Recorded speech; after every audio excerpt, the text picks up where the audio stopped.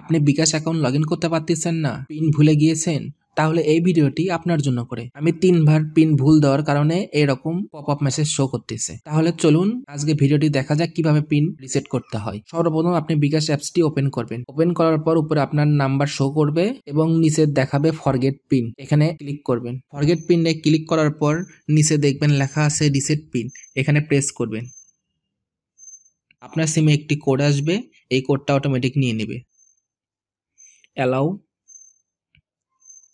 এরপর আপনার 4টা স্টেপ কমপ্লিট করতে হবে। প্রথম স্টেপ স্ক্যান ইওর ফেস, দ্বিতীয় স্টেপ ভেরিফিকেশন, তৃতীয় step inter temporary pin for SMS এবং last step set new pin. তাহলে প্রথম স্টেপটা স্ক্যান ইওর ফেস। নিচে যে কন্ডিশনটা দেওয়া আছে এটা আমি ফলো করব ছবি তোলার সময়। এখন আমি স্ক্যান ইওর ফেসে প্রেস করতেছি।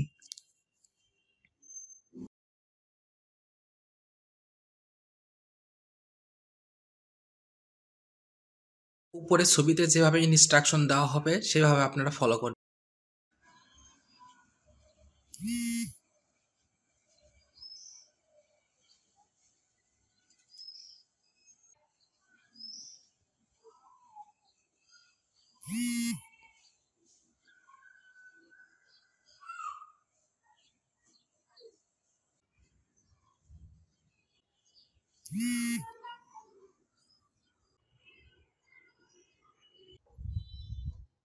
প্রথম স্টেপ ছিল স্ক্যান ইওর ফেস।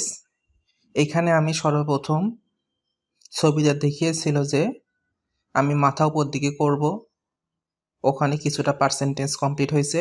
তারপর মাথা নিচ দিকে করতে হবে, এখানে কিছুটা পার্সেন্ট কমপ্লিট হয়েছে। তারপর লাস্ট স্টেপে ছিল ক্যামেরার সামনে তাকাই থাকতে হবে। এই 3টা স্টেপ কমপ্লিট করাতে স্ক্যান ইওর ফেস কমপ্লিট হয়েছে। এরপর একটু লোডিং নেওয়ার পর ভেরিফিকেশনটাও কমপ্লিট হয়েছে। তাহলে আমার 2টা স্টেপ কমপ্লিট হইলো।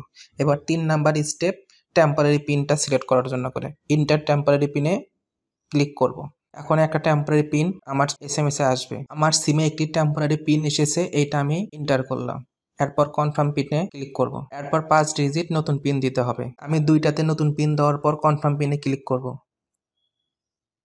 এখানে বলতেছে আমি এর আগে 3 বার লাস্ট যে পিনটা ইউজ করছি সেটা দেওয়া যাবে না, তাহলে আমি নতুন পিন দিচ্ছি। কনফার্ম পিন বাটনে ক্লিক করব। এরপর আমি পিনটা দিয়ে লগইন করার চেষ্টা করব, যে পিনটা মাত্রই দিলাম।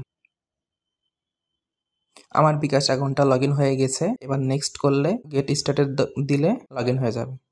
এভাবে আপনারা খুব সহজে আপনার বিকাশ অ্যাকাউন্টের পিন ফরগেট করতে পারবেন। আমাদের ভিডিও যদি ভালো লেগে থাকে তাহলে লাইক করবেন এবং কমেন্ট করে জানাবেন যে ভিডিওটি ভালো লেগেছে এবং অন্যদের মাঝে শেয়ার করবেন। আর আপনি যদি আমার চ্যানেলে নতুন হয়ে থাকেন তাহলে সাবস্ক্রাইব করে পাশে থাকবেন। Thank you for watching this video.